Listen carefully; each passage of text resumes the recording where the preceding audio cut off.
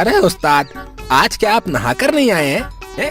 आपके शरीर से एकदम सड़े हुए सुअर जैसी बदबू आ रही है। अबे लपड़ झंडू, आज क्या तू सुबह सुबह चढ़ा कर आया बे? अरे नहीं उस्ताद, मैं कभी भी किसी को फूल नहीं चढ़ाता। अबे ढक्कन की औलाद, मेरा मतलब क्या तू सुबह सुबह पीकर आया जो ऐसी बहकी बहकी बातें कर रहा है? अरे नहीं उस्ताद, तुम्हारी कसम, मैं तो शराब को हाथ भी नहीं लगाता, तो फिर पीने का तो सवाल ही नहीं उठता है। हे भगवान, ये फिर मेरी झूठी कसम खा गया। अगर ये ऐसे ही मेरी झूठी कसम खाता रहा तो वो दिन दूर नहीं जब यमराज मुझे लेने आ जाएंगे। उस्ताद, ये यमराज कौन है? ये क्या आपके कोई रिश्तेदार है? अगर हो तो उनको भी यहाँ बुला लीजिए, वो भी हमारे साथ थोड़ी चोरी कर लिया करेंगे। अबे भूतनी के, चुप हो जा। अगर तूने अब एक भी शब्द बोला ना तो मैं तेरी मार मार कर बिरयानी बना दूंगा। भोपी के इतना कहते ही बंटा चुप होकर बैठ जाता है और भोपी आंखें बंद करके कुछ सोचने लगता है। अरे उस्ताद, अभी तो आप बहुत ही चटर पटर कर रहे थे, तो फिर अब आप साधु बाबा क्यों बन गए? अबे भुलक्कड़, मुझे बाबा बनने का कोई शौक नहीं है। मैं तो ये सोच रहा हूँ कि अब चोरी कैसे की जाए। अरे तो इसमें सोचने वाली क्या बात है उस्ताद? वो देखिए, जमींदार आ रहा है और उसके गले में उसने सोने की चेन पहन रखी है। आप एक काम कीजिए ना, आप उस जमींदार को अपनी बातों में लगाइए और फिर मैं पीछे से उसके गले की सोने की चेन चुरा लूंगा। अरे वाह मेरे भुलक्कड़, तूने क्या आइडिया निकाला है बे? बंटा तो भुलक्कड़ जरूर है, लेकिन तेरा दिमाग एरोप्लेन से भी तेज चलता है। Thank you Ustad, thank you. अब चलिए, वरना वो जमींदार अपने हाथ से निकल जाएगा। अरे प्रणाम जमींदार साहब, इतने ठुमक ठुमक कर कहाँ जा रहे हो? जमींदार को पता था कि भोपी एक बहुत ही बड़ा चोर है और फिर वो कड़क आवाज में भोपी से कहता है, तुमसे मतलब? भाई मैं कहीं भी जाऊँ, तुम होते कौन हो मुझसे ये सब पूछने वाले? मैं तुम्हें अच्छे से जानता हूँ कि तुम एक बहुत बड़े चोर हो, लेकिन तुम्हारा वो लपटी दोस्त बंटा कहीं नजर नहीं आ रहा। जमींदार के ये कहने पर भोपी एक्टिंग करते हुए जमींदार से कहता है, अब आपको क्या बताऊं जमींदार साहब, जब से मेरा जिगरी यार बीमार हालत में पड़ा हुआ है तब से मैंने चोरी करना छोड़ दिया। अरे भाई, तो इसमें रोने की क्या बात है? अगर तुम सुधर गए हो तो ऊपर वाला तुम्हारी मदद जरूर करेगा, और देखना तुम्हारा वो जिगरी यार बंटा बहुत ही जल्द ठीक हो जाएगा। इतना कहकर जमींदार भोपी को गले लगा लेता है और इतने में ही बंटा पीछे से आकर जमींदार के गले की सोने की वो चेन निकाल लेता है। अरे वाह, आज तो बड़ा हाथ मारा है। इस सोने की चेन को बेचकर हमको अच्छे पैसे मिल जाएंगे। हाँ तो ठीक है जमींदार साहब, अब मैं चलता हूँ, मुझे बंटा के लिए दवाइयाँ भी लेने जाना है। ठीक है बेटा, मैं भी अब चलता हूँ। तुम बंटा का ख्याल रखना, और किसी चीज की दिक्कत हो तो मेरे पास आ जाना, मैं तुम्हारी मदद जरूर करूँगा। कुछ देर बाद बंटा सब भूल जाता है और वो उस चेन को देखकर कुछ सोचने लगता है। अरे मेरे पास तो एक फूटी कौड़ी भी नहीं थी, तो फिर मेरे हाथ में ये सोने की चेन कहाँ से आई? और ये उस्ताद अकेले अकेले इस जमींदार से क्या बातें कर रहे हैं? अभी जाकर देखता हूँ। इतना कहकर बंटा उस चेन को लेकर भोपी और जमींदार के पास पहुंच जाता है और जमींदार से कहता है, अरे जमींदार साहब, क्या ये सोने की चेन आपकी है? अरे हाँ भाई हाँ, ये सोने की चेन मेरी है, लेकिन ये चेन तो मेरे गले में थी, तो फिर ये चेन तुम्हारे पास कहाँ से आई? भगवान, इस भुलक्कड़ ने ये क्या कर दिया? लगता है ये बंटा का बच्चा सब भूल गया।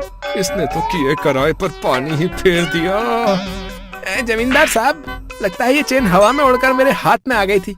खैर ये सब छोड़िए, ये लीजिए आपकी चेन। क्यों रे भोपी, तू तो कह रहा था कि तेरा ये दोस्त बंटा बीमार है, तो फिर ये यहाँ क्या कर रहा है? और ये चेन इसके पास कैसे आई? पता नहीं जमींदार साहब, मुझे तो खुद समझ में नहीं आ रहा कि ये चेन बंटा के पास कैसे आ गई। लेकिन मुझे सब समझ में आ गया है कि ये चेन इसके पास कैसे आई। तुम दोनों ने मेरी सोने की चेन चुराने की कोशिश की, मैं तुम दोनों को छोड़ूंगा नहीं। इतना कहकर जमींदार बंटा और भोपी की जमकर पिटाई करता है। अरे जमींदार साहब, अरे मुझे छोड़ दो, मैंने तो आपकी सोने की चेन ढूंढने में मदद की। अरे तो फिर आप मुझे क्यों मार रहे हो? अरे मम्मी, बंटा के बच्चे, मैं तुझे छोड़ूंगा नहीं। आज तेरे भुलक्कड़पन की वजह से मुझे मार खानी पड़ रही है। अगर अब कभी तुम दोनों ने चोरी की तो मैं तुम दोनों को पुलिस के हवाले कर दूंगा। अब दफा हो जाओ यहाँ से। जमींदार के इतना कहते ही बंटा और भोपी दुम दबाकर वहाँ से भाग जाते हैं।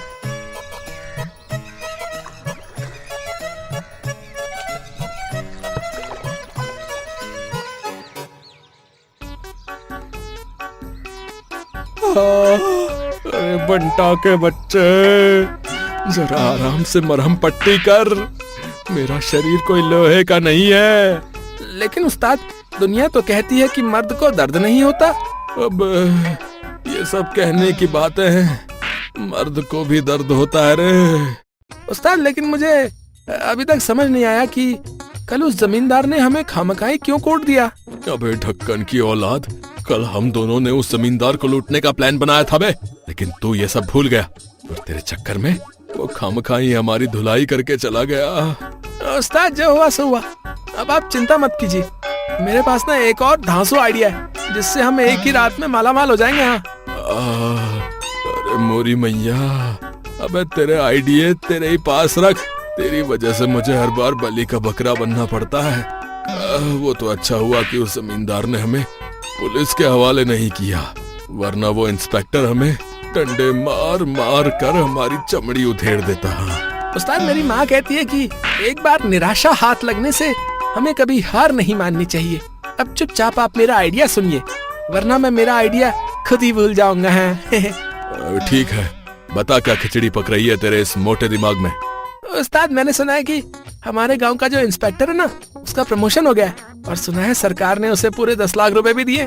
तो क्यों ना हम आज रात उसी के घर पर चोरी करें। बंटा की ये बात सुनकर भोपी उठकर बैठ जाता है। अबे मजनू की औलाद, वो एक इंस्पेक्टर है और तू जानता नहीं है कि वो कितना खतरनाक है। अगर कहीं पकड़े गए तो हम दोनों को जिंदगी भर जेल में चक्की पीसनी पड़ेगी। अरे उस्ताद, आप इतने बड़े चोर होकर उस मामूली से इंस्पेक्टर से डरते हो? छी, मुझे तो शर्म आती है आपको अपना उस्ताद कहने में। लगता है आप उस इंस्पेक्टर से डरते हो। अरे नहीं नहीं, मैं किसी से नहीं डरता। यहाँ से 50-50 मील दूर जब कोई इंस्पेक्टर मेरा नाम सुनता है ना, तो उसकी पैंट गीली हो जाती है, समझा। आज रात ही हम उस इंस्पेक्टर के घर चोरी करेंगे। रात होते ही वो दोनों इंस्पेक्टर के घर के बाहर पहुंच जाते हैं।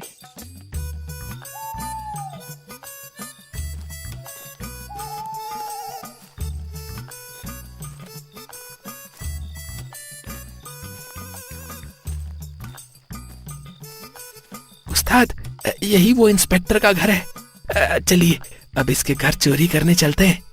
अबे सुन, अगर आज तूने कोई गड़बड़ी की ना तो मैं तेरा मार मार कर भजिया फ्राई बना दूंगा, समझा। अरे उस्ताद, मुझ पे भरोसा रखो ना, कोई गड़बड़ नहीं होगी। चलो अब।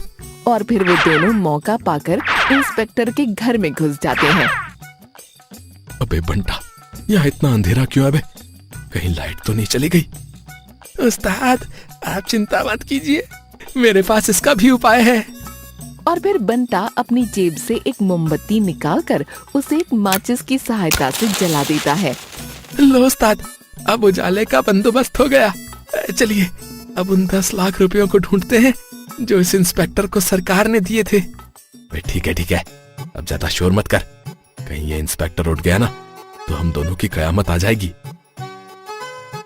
और फिर वो दोनों घर में इधर उधर उन रुपयों को ढूंढने लगते हैं।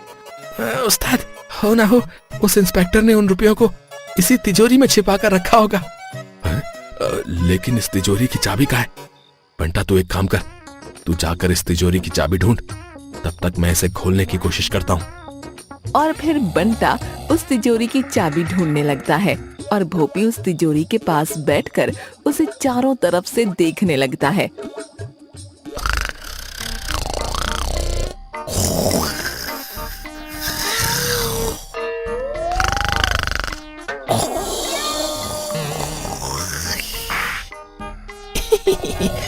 देखा तो इस इंस्पेक्टर को कैसे खर्राटे मारकर सो रहा है। ऐसा लग रहा है जैसे कोई सुअर का बच्चा रो रहा हो।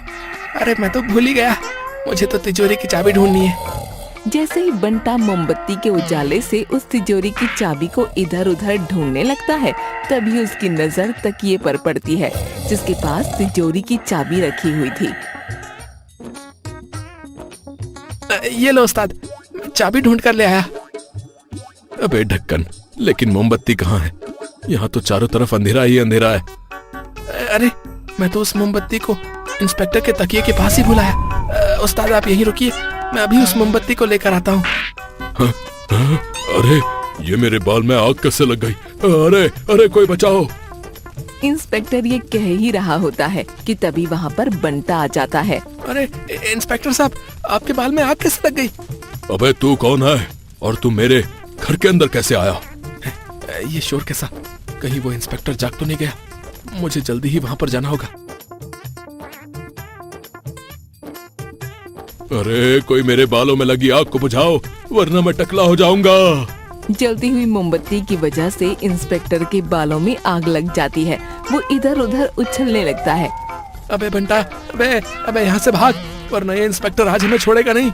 इतना कहकर वो दोनों इंस्पेक्टर के घर के दरवाजे की बाहर से कुंडी लगाकर वहाँ से भाग जाते हैं। उन दोनों चोरों ने मेरे सारे बाल जला दिए। मैं उन दोनों को छोड़ूंगा नहीं।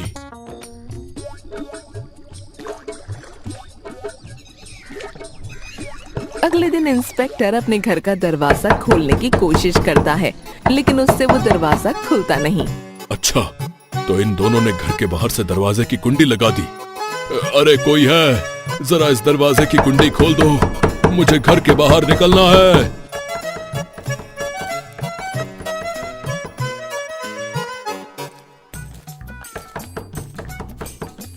अरे क्या हुआ इंस्पेक्टर साहब, आप अंदर से काहे आवाज लगा रहे हो?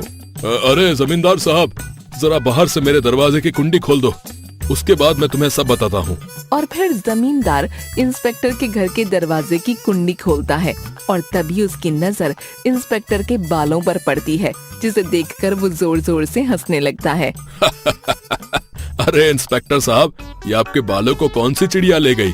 कल तो इस पर घास उग रही थी, आज तो सारा मैदान सफा चट हुआ पड़ा है।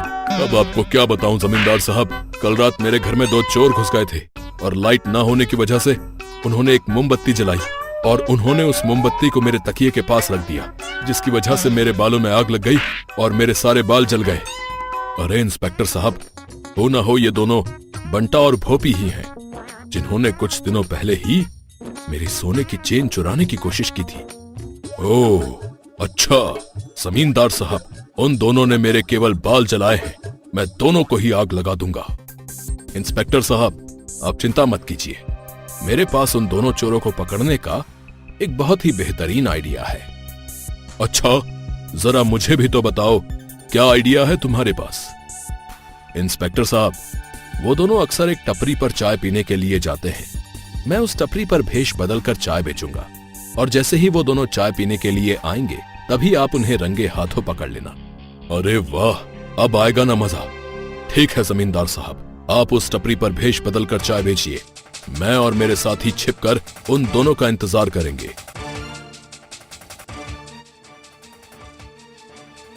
अबे गधे की औलाद है, मैंने तुझे मना किया था ना कि उस इंस्पेक्टर के घर पर कोई गड़बड़ नहीं होनी चाहिए है? उस्ताद माफ कर दीजिए, मैंने गलती से वो मोमबत्ती उस इंस्पेक्टर के तकिए के पास रख दी, जिसके कारण उसके बालों में आग लग गई और वो जाग गया। वो तो शुक्र है कि हम वहां से भाग गए, वरना वो इंस्पेक्टर हमको जेल में डाल देता। अरे उस्ताद, अब जो हुआ सो हुआ, आप गुस्सा थूक दीजिए। और वैसे भी आज ठंड बहुत तेज है, चलिए हमारी पसंदीदा टपरी पर चाय पीने चलते हैं। ठीक है, चल अब चाय पीने चलते हैं। इतना कहकर वो दोनों उस टपरी पर चाय पीने के लिए चले जाते हैं।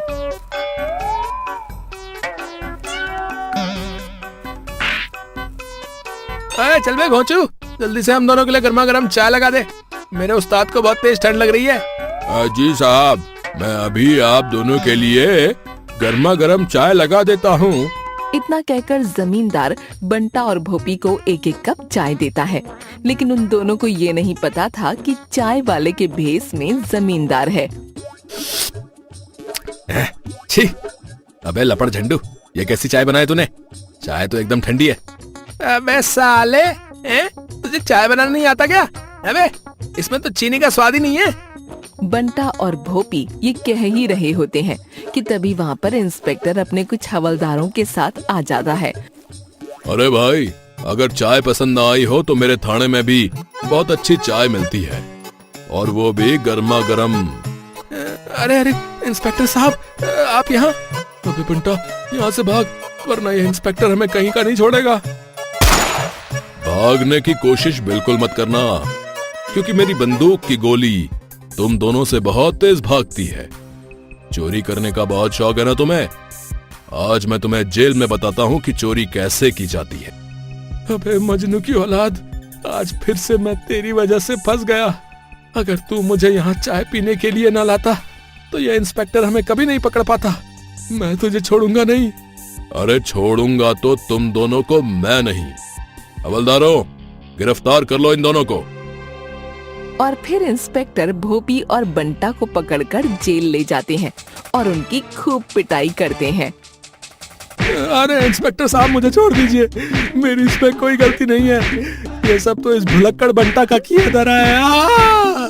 अरे मम्मी, मैं तो मर गया रे। ओए मारे, अरे मोरी भैया, अरे छोड़ दो हमें। आई